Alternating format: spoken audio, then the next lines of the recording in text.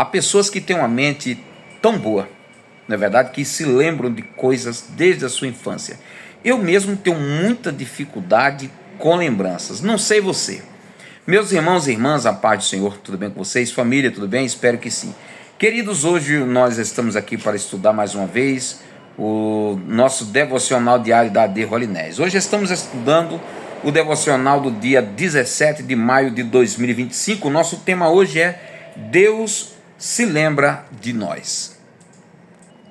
Baseado no livro do profeta Isaías, que é 43, que diz: Eu chamei-te pelo teu nome e tu és meu. Uma certa líder chamada Katara Patton, ela assumiu a liderança de uma igreja no departamento de jovens e adolescentes.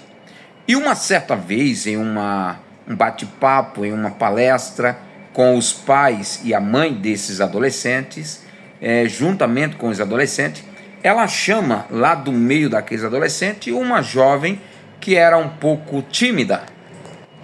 Aquela jovem tímida, sem conversar com ninguém, sem se trozar com ninguém, mas a sua líder a chama pelo nome.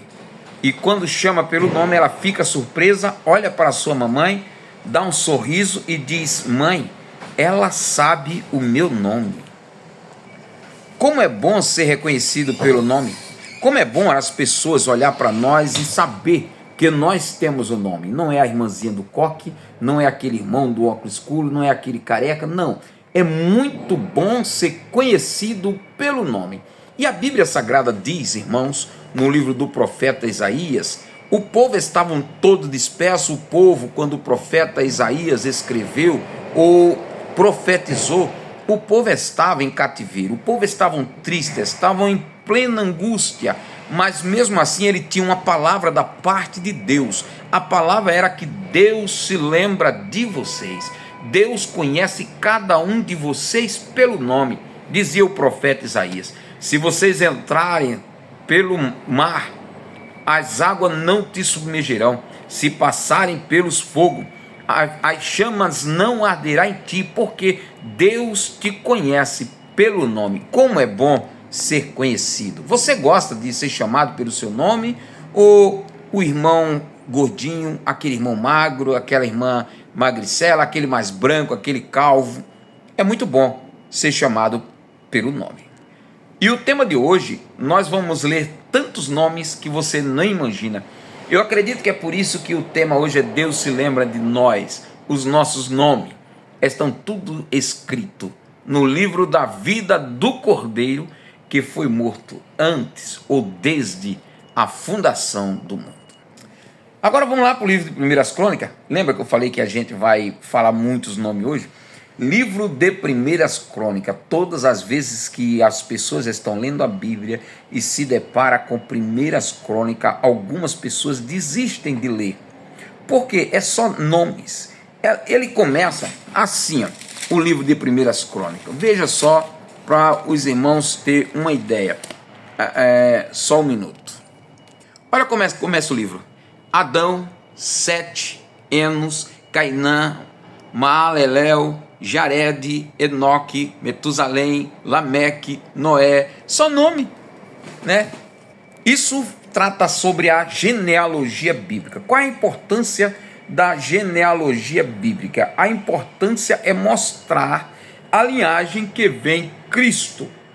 A Bíblia promete que o Cristo sairia de Noé, aliás, de Adão, né, e Eva, lá no Jardim do Éden, a promessa. Aí essa sua descendência passa pelo filho chamado Sete, não por Caim, passa por Sete, vai para Noé e vai embora para o seu filho Sem, e vai embora, chega na vida de Abraão, vai embora, chega na vida de Isaac, Jacó. Então o objetivo da genealogia bíblica é de mostrar que Deus cumpre a sua promessa e que Deus também é um Deus de gerações. Ele acompanha a nossa geração, a ponto de que a Bíblia diz que ele abençoará os nossos filhos até 1000 gerações daqueles que honraram o seu nome. E ele visitará também a maldade dos pais nos filhos, até a terceira e quarta geração daqueles que aborreceram o seu nome. Então, genealogia começa aqui no livro de Primeiras Crônicas,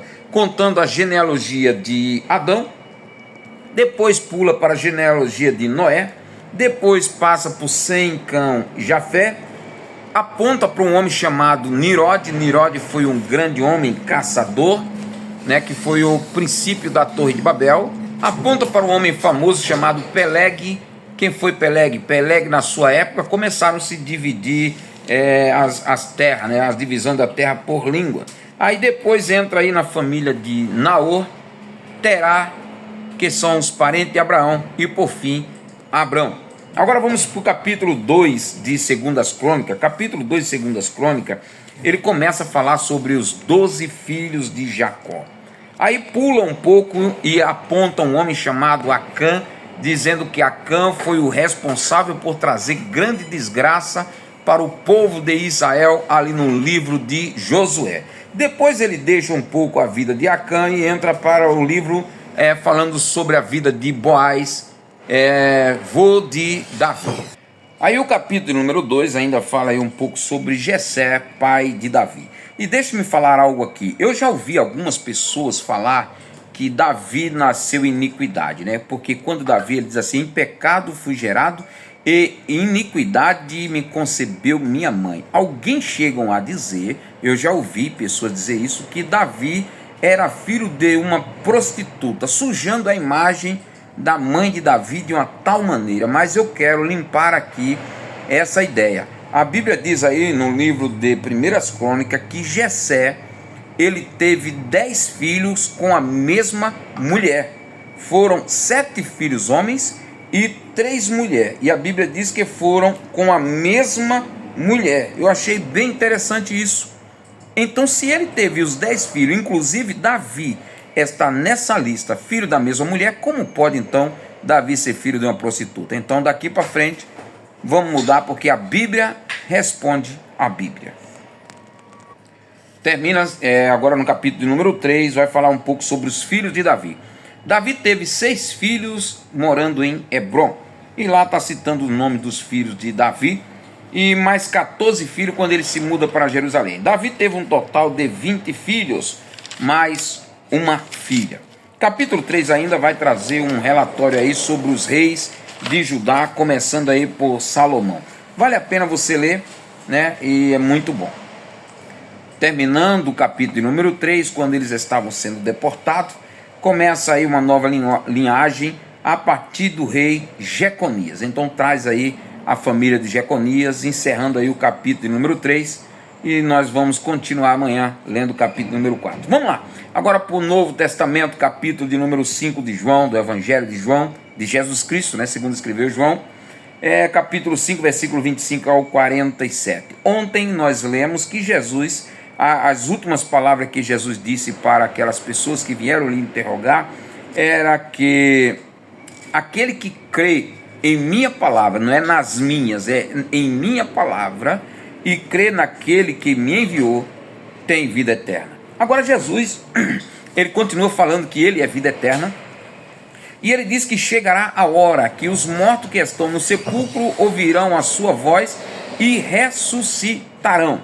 E mais uma vez, ele disse: olha, o Pai tem a vida em si mesmo, assim também o Filho tem a vida em si mesmo. E ele continua, capítulo 5, versículo 28, 29, diz assim: haverá dia que todos os que estão nos sepulcros ouvirão a sua voz, dizendo: vem. Uns sairão para a vida eterna, outros sairão para a vergonha e desprezo eterno. E ainda disse para os fariseus, ele disse: olha, vós estudam as Escrituras, porque dizem que nela tem vida eterna, e são elas que de mim testificam, e vocês não crêem em mim. Eu não julgo. Quem julga vai ser a própria Escritura. Moisés vai julgar vocês, porque Moisés escreveu ao meu respeito, e vocês leram sobre mim, mas não creram em mim. Mesmo assim vocês não creram em mim, e nem vêm a mim, mesmo eu tendo vida eterna e querendo vos dar vida eterna. Que triste. Essa palavra Jesus dirigiu para os líderes de Israel. Terminando aqui o nosso devocional do dia 17 de maio de 2025. Amanhã temos mais.